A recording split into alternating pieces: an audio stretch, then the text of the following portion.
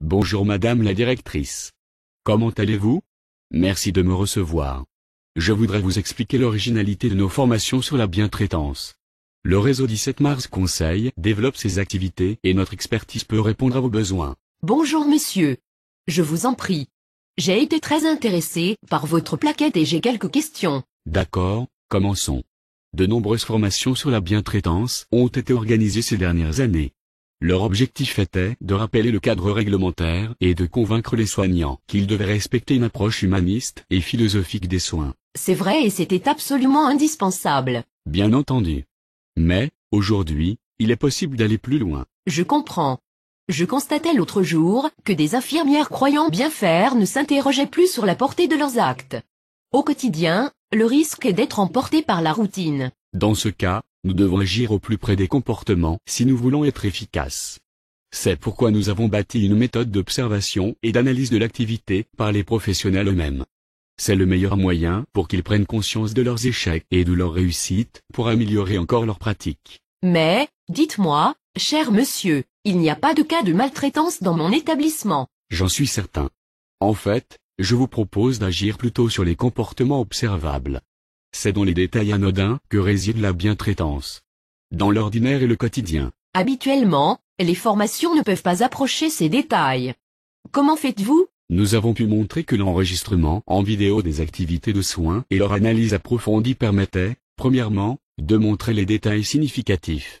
Et, deuxièmement, de prendre des décisions d'amélioration des pratiques. Je vois. Ce n'est pas sur les grandes finalités que nous agissons mais sur la régulation des comportements en situation critique.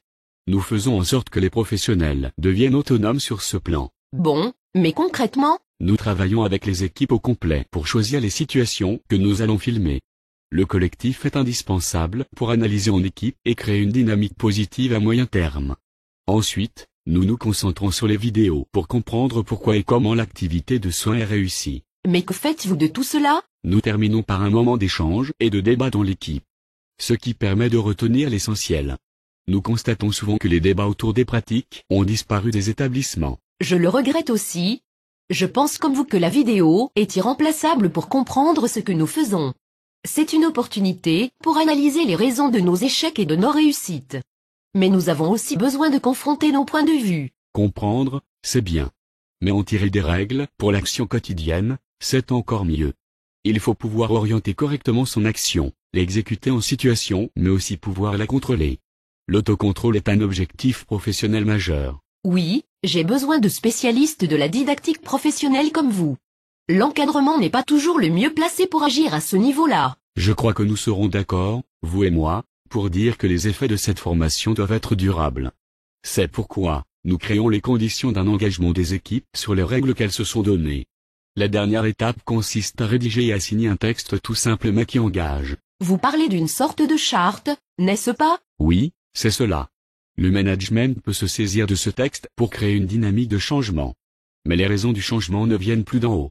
Ce sont les professionnels du soin qui en ont délibéré collectivement. Seriez-vous prêt à travailler ainsi en maison de retraite ou en EHPAD?